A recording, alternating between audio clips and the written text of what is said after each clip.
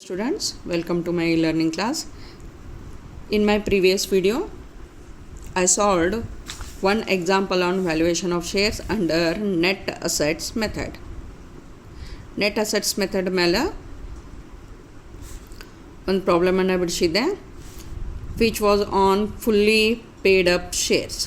fully paid up share ಇದ್ದಾಗ ಅಂದ್ರೆ if the face value of the share is 10, it is totally called up and paid up.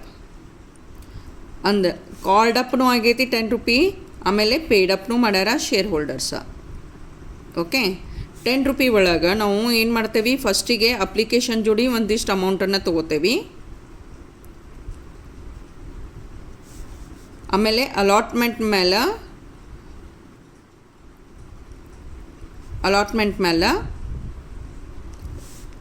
ಒಂದಿಷ್ಟು amount ತೊಗೋತೇವೆ. ಆಮೇಲೆ ಏನೈತಿ ಅಂತಂದ್ರೆ calls ಮಾಡ್ತೇವೆ ನಾವು. ಫಸ್ಟ್ ಕಾಲ್, ಸೆಕೆಂಡ್ ಕಾಲ್, ಹಿಂಗೆ ಸ್ಪ್ಲಿಟ್ ಮಾಡ್ಕೋತೇವೆ. ಇದ 10 ರೂಪಿಯನ್ನು ನಾವು ಸ್ಪ್ಲಿಟ್ ಮಾಡ್ಕೊಂಡಿರ್ತೇವೆ. ಓಕೆ, ಅಪ್ಲಿಕೇಶನ್ ಜೋಡಿ ಒಂದಿಷ್ಟು ಅಮೌಂಟ, ಅಲೋಕೇಶನ್ ಮಾಡಿದಾಗ ಅಲಾಟ್ಮೆಂಟದ್ದು ಒಂದಿಷ್ಟು ಅಮೌಂಟ, ಆಮೇಲೆ ಕಾಲ್ಸ್ ಮಾಡಿದಾಗ ಕಾಲ್ಸ್ 1 ಇರ್ಬೋದು, 2 ಇರ್ಬೋದು, 3 ಇರ್ಬೋದು. ಇದು ಶೇರ್ ಇಶ್ಯೂದ ಪ್ರೊಸೆಸ್ ಐತಿ, which you learn in PUC ಒಳಗೆ ಇದನ್ನು ಕಲ್ತು ಬಂದಿರಿ. ಈ 10 ರೂಪಿ ಒಳಗೆ ಯಾವುದೋ ಒಂದು ಕಾಲ್ ಅಥವಾ ಎಲ್ಲ ಕಾಲ್ನೂ ಪೇ ಆಫ್ ಮಾಡಿರಂಗಿಲ್ಲ ಶೇರ್ ಹೋಲ್ಡರ. ಯಾವುದೋ ಒಂದು ಕಾಲನ್ನು ಪೇ ಆಫ್ ಮಾಡಿರಂಗಿಲ್ಲ. ಫಾರ್ ಎಕ್ಸಾಂಪಲ್, ಲಾಸ್ಟ್ ಕಾಲದ್ದು 2 ರೂಪಿ ಏನೈತಲ್ಲ ಅದನ್ನು ಶೇರ್ ಹೋಲ್ಡರಿಗೆ ಕೊಟ್ಟಿರಂಗಿಲ್ಲ. ಓಕೆ, ಫೇಸ್ ವ್ಯಾಲ್ಯೂ 10 ರೂಪಿ ಐತಿ, ಅದನ್ನು 10 ರೂಪಿ ಒಳಗೆ 2 ರೂಪಿ ಕಾಲ್ ಅಮೌಂಟ್ ಏನೈತಲ್ಲ ಸೆಕೆಂಡ್ ಕಾಲದ್ದು ನಾವು ಕೊಟ್ಟಿರಂಗಿಲ್ಲ. ಅವಾಗ ಅದನ್ನು ಏನಂತೀವಿ ಅಂತಂದ್ರೆ 8 ರೂಪಿ ಅಷ್ಟೇ ಕೊಟ್ಟಿರ್ತಾನೆ, ಅದಕ್ಕೆ ಪಾರ್ಟ್ಲಿ ಪೇಡ್ ಅಪ್ ಅಂತ ಹೇಳ್ತೇವೆ ನಾವು. ಅಲ್ಲಿ ಪಾರ್ಟ್ಲಿ ಪೇಡ್ ಅಪ್ ಅಂತ ಹೇಳ್ತೇವೆ. ಓಕೆ, ಪಾರ್ಟ್ಲಿ ಪೇಡ್ ಅಪ್ ಅಂತ ಅದಕ್ಕೆ ಹೇಳಕತ್ತೇವೆ ನಾವಲ್ಲೇ. ಫೇಸ್ ವ್ಯಾಲ್ಯೂ 10 ರೂಪಿ ಒಳಗೆ ಒಂದು ಯಾವುದೋ ಕಾಲ್ ಏನೈತಿ ಅಂದ್ರೆ ಅರಿಯರ್ಸ್ ಒಳಗೈತಿ. Okay, calls unpaid are in arrears ಅಂತ ಹೇಳ್ತೇವೆ ನಾವಲ್ಲಿ. ಓಕೆ, ಅರಿಯರ್ಸ್ ಆರ್ ಅನ್ಪೇಯ್ಡ್ ಅಂತ ಹೇಳಕತ್ತೇವೆ. ಯಾವಾಗ ವ್ಯಾಲ್ಯೂಯೇಷನ್ ಆಫ್ ಶೇರ್ ಮಾಡ್ತೇವೆ, ಫುಲ್ಲಿ ಪೇಡ್ ಅಪ್ ಇತ್ತು, it is very easy to calculate. 10 ರೂಪಿಗೆ ಟೋಟಲ್ ಆಗಿ ಪೇಮೆಂಟ್ ಆಗೈತಿ, ಫುಲ್ಲಿ ಪೇಡ್ ಅಪ್ ಆಗಿಬಿಟ್ಟದಲ್ಲೇ. ಸೊ ಏನು ವ್ಯಾಲ್ಯೂಯೇಟ್ ಮಾಡ್ತೇವೆ, net assets minus external liability ಮಾಡಿ net assets available to equity share holder ಮಾಡಿ divided by number of equity share ಮಾಡ್ತೇವಲ್ಲ, ಅದು ಏನು ಬಂದದ್ದು ಅಮೌಂಟ್ ಇರ್ತೈತಿ ಪೂರ ಪೇಡಪ್ಪದ ಶೇರ್ ವ್ಯಾಲ್ಯೂ ಇರ್ತೈತಿ, 10 ರೂಪಿದು ವ್ಯಾಲ್ಯೂ ಇರ್ತೈತಿ, ಮಾರ್ಕೆಟ್ ವ್ಯಾಲ್ಯೂ ಇರ್ತೈತಿ, ಕ್ಯಾಲ್ಕುಲೇಟೆಡ್ ವ್ಯಾಲ್ಯೂ ಇರ್ತೈತೆ ಅದರಲ್ಲಿ ಶೇರದ್ದು. Okay, at that time we don't face any of the problem. But what if we have partly paid up share? ಇದು ಫಸ್ಟ್ ಕೇಸ್ ಐತಿ, ಪಾರ್ಟ್ಲಿ ಪೇಡ್ ಅಪ್ ಶೇರ್ ಇತ್ತು, same class of shares ಅದಾವ. ಆ ಹೊತ್ನಾಗ same class of shares ಅದಾವ. ಈಗ same class of share ಐತಿ, partly paid up ಇತ್ತು. ಇದು ಒಂದು ಸಿಚುವೇಶನ್ ನೋಡೋದೈತಿ ನಮಗೆ. Different class of shares having different face value. ಆಮೇಲೆ ಅದು ಪಾರ್ಟ್ಲಿ ಪೇಡ್ ಅಪ್ ಐತಿ.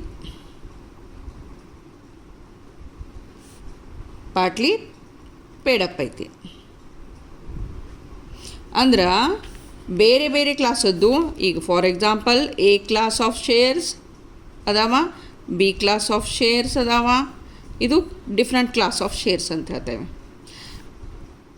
ಇದನ್ನು ಪ್ರಾಬ್ಲಮ್ನಾಗ ಕೊಟ್ಟಿದ್ರು ಆ ಹೊತ್ತಿನಾಗ ನಾವು ವಿಚಾರ ಮಾಡ್ತೇವೆ.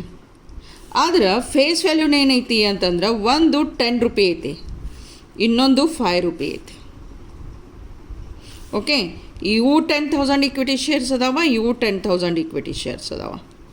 ಆ ಹೊತ್ತಿನಾಗ ಏನೈತಲ್ಲ, ಇದು 10 ಏನೈತಿ ಪಾರ್ಟ್ಲಿ ಪೇಡ್ ಅಪ್ ಐತಿ ಆರ್ ಫುಲ್ಲಿ ಪೇಡ್ ಅಪ್ ಐತಿ. ಅದ್ರ ಪ್ರಕಾರ ನಾವು ವ್ಯಾಲ್ಯೂಯೇಷನ್ ಮಾಡಬೇಕೈತಿ. 10 ಇರ್ಬೋದು ಆರ್ 8 ಇರ್ಬೋದು.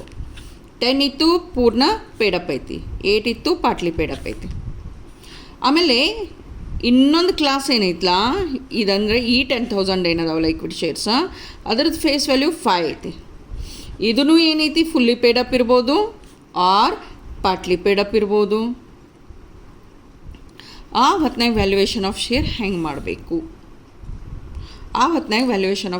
ಮಾಡಬೇಕು, ಅನ್ನೋದನ್ನು ಇವತ್ತಿನ ವಿಡಿಯೋದೊಳಗೆ ನಾ ಎಕ್ಸ್ಪ್ಲೇನ್ ಮಾಡಾಕತ್ತೀನಿ.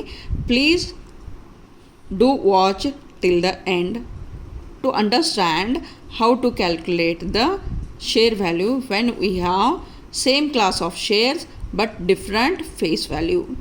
ಬೇರೆ ಬೇರೆ ಫೇಸ್ ವ್ಯಾಲ್ಯೂ ಇದ್ದ ಹೊತ್ನಾಗ ಒಂದು ಕ್ಲಾಸ್ ಆಫ್ ಶೇರ್ಸ್ ಇದ್ದ ಹೊತ್ನಾಗ ಹೆಂಗೆ ನಾವು ಶೇರ್ ವ್ಯಾಲ್ಯೂವನ್ನು ಕ್ಯಾಲ್ಕುಲೇಷನ್ ಮಾಡ್ತೀವಿ ಅನ್ನೋದನ್ನು ನೋಡೋಣ ಅಂತ. First example, from the following information calculate the value of each equity share of a company. Preference share capital 100 each fully paid 1 lakh. 10,000 equity shares of 10 each fully paid. ಇದೇನು 10,000 ಐತಲ್ಲ equity share, 10 each fully paid up ಐತಿ, 1 lakh ರೂಪಾಯಿ ಐತಿ. 5,000 equity shares of 10 each 8 paid up ಐತಿ, 40,000. Okay, ಎರಡು ಇಲ್ಲೇ two class of shares ಅದ, ಒಂದು 10,000 ಐತಿ, ಒಂದು 5,000 ಐತಿ. ಫೇಸ್ ವ್ಯಾಲ್ಯೂ ಸೇಮ್ ಐತಿ, ಬಟ್ ಒಂದು ಫುಲ್ಲಿ ಪೇಡಪ್ ಐತಿ, ಇನ್ನೊಂದು ಪಾರ್ಟ್ಲಿ ಪೇಡಪ್ ಐತಿ. ವ್ಯಾಲ್ಯೂ ಆಫ್ ಟೋಟಲ್ ಅಸೆಟ್ಸ್ 3,90,000 ಐತಿ, ಎಕ್ಸ್ಟರ್ನಲ್ ಲಯಬಿಲಿಟಿ 1,20,000 ಐತಿ. First we have to calculate the net assets available to equity share. First step ಏನೈತಿ, ನಮಗಿಲ್ಲೇ ವ್ಯಾಲ್ಯೂಯೇಷನ್ ಆಫ್ ಶೇರ್ ಮಾಡ್ತಿರ್ಬೇಕಾದ್ರೆ we have to calculate the net assets. First step, calculation of net assets available to equity shareholders.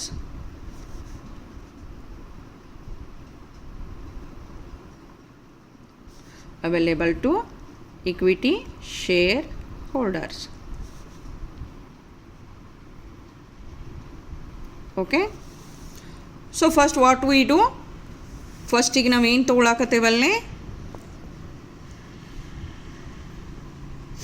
value of total assets. Okay, value of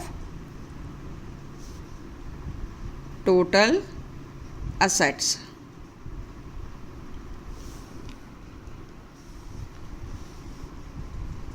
It is 3,90,000 less ಅದರೊಳಗೆ ಏನು deduct ಮಾಡ್ತೀವಿ, external liability.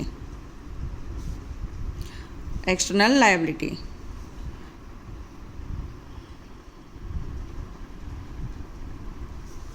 external liability is 1,20,000.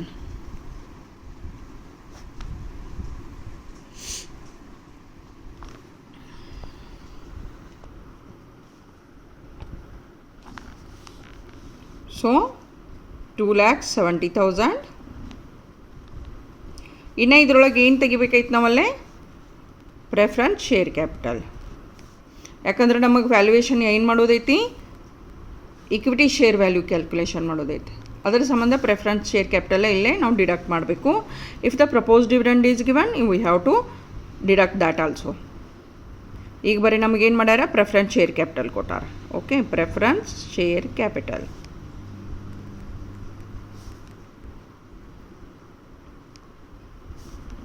It is fully paid up ₹100 each ಅಂತ ಹೇಳಿ ಏನು ಮಾಡ್ಯಾರ, amount ಕೊಟ್ಟಾರ 1 lakh ಅಂತ ಹೇಳಿ. ಓಕೆ, ಸೊ ಈಗೇನಾಯ್ತು, 1,70,000 ಅಂತ ಹೇಳಿ ಹೇಳ್ತೇವೆ. Net assets before notional call. ಇದೇನೈತಿ, net assets before notional call ಐತಿ. ನೋಷನಲ್ ಕಾಲ್ ಯಾಕೆ ಮಾಡ್ತೇವೆ ನಾವಲ್ಲೇ, ಕಾಲ್ಸ್ ಅನ್ಪೇಯ್ಡ್ ಐತಿ. ನೋಷನಲ್ ಕಾಲ್ ಯಾಕೆ ಮಾಡಾಕತ್ತೀವಿ, ಪಾರ್ಟ್ಲಿ ಪೇಡ್ ಅಪ್ ಶೇರ್ ಐತಿ. ಓಕೆ, ನೋಷನಲ್ ಕಾಲ್ ಆ್ಯಡ್ ಮಾಡೋದೈತಿ, notional call on partly paid up.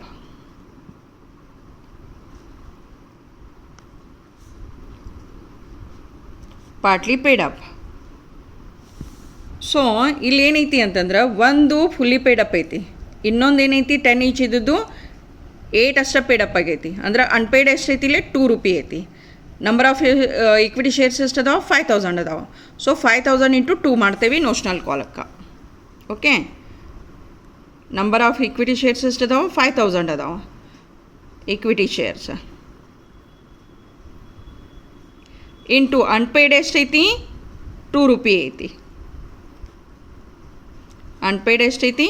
2 rupee ಐತಿ. 5 ಇಂಟು 2 10,000 ರೈಟ್. ಎಷ್ಟಾಯ್ತು? 10,000 ಆಯ್ತು. ಟೋಟಲ್ ಎಷ್ಟಾಯ್ತು? 1,80,000.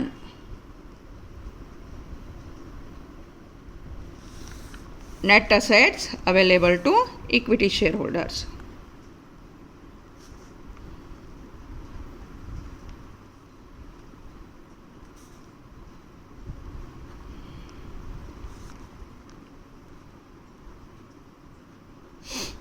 ಓಕೆ, 1,80,000 ಆಯ್ತು. ನೆಕ್ಸ್ಟ್ ಏನು ಮಾಡ್ತೇವೆ ಈಗ? Value of share. Second step, value of share.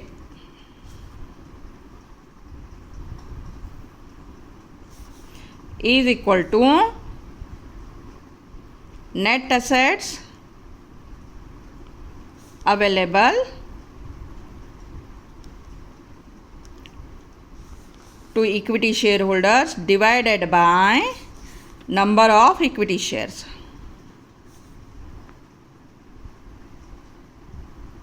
Okay, net assets available ಎಷ್ಟೈತಿ? 1,80,000 ಐತಿ. ನಂಬರ್ ಆಫ್ ಈಕ್ವಿಟಿ ಶೇರ್ಸ್ ಎಷ್ಟು ಅದಾವೆ ಇಲ್ಲಿ? 10,000 ಪ್ಲಸ್ 5,000. ಓಕೆ, 10,000 ಪ್ಲಸ್ 5,000 ಅಂದರೆ ಎಷ್ಟಾಯ್ತು? ಒಂದು 10,000 ಐತಿ ಪ್ಲಸ್ 5,000 ಐತಿ. Therefore 1,80,000 divided by 15,000.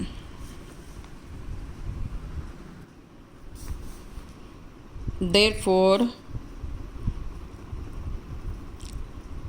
value of per equity share is 12.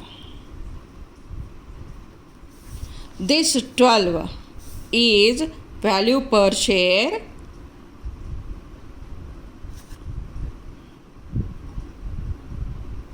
which is fully paid. Fully paid up ಐತಿ. ಫುಲ್ಲಿ ಪೇಡ್ ಅಪ್ಪದ್ದು 12 ರೂಪಿ ಆಯ್ತು. ಬಟ್ ನಮಗೆ ಇನ್ನೂ ಒಂದು ಏನೈತಿ ಅಂತಂದರೆ, ಇನ್ನೂ ಒಂದು ಕ್ಲಾಸ್ ಆಫ್ ಶೇರ್ಸ್ ಐತಿ where it is partly paid. ಇನ್ನೂ ಒಂದು ಶೇರ್ ಐತಿ, ಅದು ಪಾರ್ಟ್ಲಿ ಪೇಡ್ ಅಪ್ ಐತಿ. ಅದ್ರದ್ದು ಫೇಸ್ ವ್ಯಾಲ್ಯೂ ಎಷ್ಟೈತಿ ಅಂತಂದ್ರೆ 10 ರೂಪಿ ಐತಿ. ಪೇ ಆಫ್ ಆಗೋದು ಎಷ್ಟೈತಿ? 8 ಐತಿ. ಸೊ ಅನ್ಪೇಯ್ಡ್ ಎಷ್ಟೈತಿ? 2 ಐತಿ. ಓಕೆ, ಇದನ್ನ ನಾವೇನು ಮಾಡಿದ್ದೀವಿ? ನೋಷನಲ್ ಕಾಲಕ್ಕೆ ಯೂಸ್ ಮಾಡಿದ್ದೀವಿ ಅಲ್ಲೇ. ಈಗ ಪಾರ್ಟ್ಲಿ ಪೇಡ್ ಅಪ್ಪದ ವ್ಯಾಲ್ಯೂವನ್ನು ಕ್ಯಾಲ್ಕುಲೇಷನ್ ಮಾಡೋಕ್ಕೆ ಏನು ಮಾಡ್ತೀವಿ ಅಂದ್ರೆ, value of per equity share which is partly paid up. Partly paid up. At the time we are deducting that uncalled money from the value calculated. 12 ಒಳಗೆ 2 ಮೈನಸ್ ಮಾಡ್ತೇವೆ. 10 ರೂಪಿ ಪಾರ್ಟ್ಲಿ ಪೇಡ್ ಅಪ್ ಆಗ್ತೈತಿ. Okay, 10 ಇದು partly paid up ಐತಿ. Fully paid ಅಪ್ಪದು 12 ಬಂತು. 1,80,000 divided by 15,000 ಮಾಡಿದ್ವಿ, 12 ಬಂತು. ಇದು fully paid up ಆಯ್ತು. ಪಾರ್ಟ್ಲಿ ಪೇಡ್ ಅಪ್ ಅಂದರೆ ಏನೈತಿ? ಫೇಸ್ ವ್ಯಾಲ್ಯೂ 10 ಇತ್ತು, 8ಕ್ಕೆ ಪೂರ ಪೇ ಆಫ್ ಆಗೈತಿ, 2 ಅನ್ಕಾಲ್ಡ್ ಇತ್ತು. ಈ 2 ರೂಪಿ ಏನೈತಿ ಪರ್ ಶೇರ್ ವ್ಯಾಲ್ಯೂದಾಗಿಂದ ನಾವು ತೆಗೆದ್ವಿ ಅಂತಂದ್ರೆ, ಮಾರ್ಕೆಟ್ ವ್ಯಾಲ್ಯೂ ಏನು ಕ್ಯಾಲ್ಕುಲೇಷನ್ ಮಾಡೀವಿ ತೆಗ್ದಿವಿ ಅಂತಂದ್ರೆ ಪಾರ್ಟ್ಲಿ ಪೇಡ್ ಅಪ್ಪದ ವ್ಯಾಲ್ಯೂ ಬರ್ತೈತಿ. ಇದು ಒಂದು ರೀತಿ ಐತಿ. ಇನ್ನೂ ಒಂದು ರೀತಿ ಒಳಗೆ ನಾವೇನು ಮಾಡ್ತೇವಿ ಅಂತಂದ್ರೆ, ಈ ನೆಟ್ ಅಸೆಟ್ಸ್ ಏನೈತಲ್ಲ,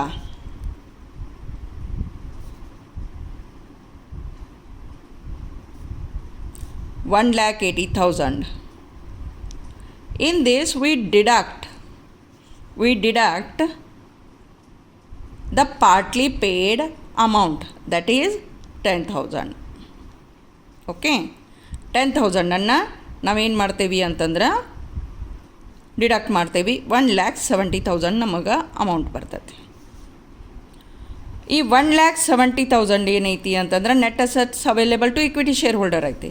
ದೆನ್ 1,70,000 ಪರ್ ಶೇರದ್ದು ವ್ಯಾಲ್ಯೂವನ್ನು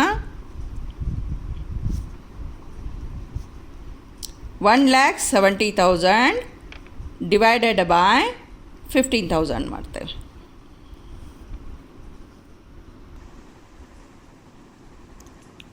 So, in my next video, I will explain about converting this conversion of number of equity shares in equal denomination ಮಾಡಿಕೊಂಡು ಇದೇನು ಪರ್ ಶೇರ್ ವ್ಯಾಲ್ಯೂ ಐತಲ್ಲ ಅದನ್ನು ಹೆಂಗೆ ಕ್ಯಾಲ್ಕುಲೇಷನ್ ಮಾಡ್ಕೋತೀವಿ ಅನ್ನೋದನ್ನು ತೋರಿಸ್ಕೊಡ್ತೇನೆ ನಾಳೆ. ಯಾಕಂತಂದರೆ ಇಲ್ಲೇ ನಂಬರ್ ಆಫ್ ಇಕ್ವಿಟಿ ಶೇರ್ಸ್ 15,000 ಉಳಿಯಂಗಿಲ್ಲ. ಬಿಕಾಸ್ ಫೇಸ್ ವ್ಯಾಲ್ಯೂ ಒಂದು 10 ಐತಿ, ಒಂದು 5 ಐತಲ್ಲ, ಇದನ್ನು ಸೇಮ್ ಡಿನಾಮಿನೇಷನ್ಗೆ ತೊಗೊಂಬರ್ತೇವೆ. ದ್ಯಾಟ್ ಮೀನ್ಸ್ 5 ರೂಪಿ ಇದ್ದದ್ದು ಐತಲ್ಲ ಅದನ್ನು ನಾವೇನು ಮಾಡ್ತೇವೆ 10 ರೂಪಿ ಅಂತ ಹೆಂಗೆ ಕನ್ವರ್ಟ್ ಮಾಡ್ಕೋತೇವೆ, ನಂಬರ್ ಆಫ್ ಇಕ್ವಿಟಿ ಶೇರ್ಸ್ ಹೆಂಗೆ ಚೇಂಜ್ ಆಗ್ತಾವೆ ಅದನ್ನು ಚೇಂಜ್ ಮಾಡಿಕೊಂಡು ಹೆಂಗೆ ಶೇರ್ ವ್ಯಾಲ್ಯೂವನ್ನು ಕ್ಯಾಲ್ಕುಲೇಷನ್ ಮಾಡ್ಕೊಳ್ಳೋದನ್ನು ಅನ್ನೋದನ್ನು ನೆಕ್ಸ್ಟ್ ಕ್ಲಾಸ್ ಒಳಗೆ ಹೇಳಾಕತ್ತೀನಿ. Please like, share, subscribe my channel for further updates. Thank you.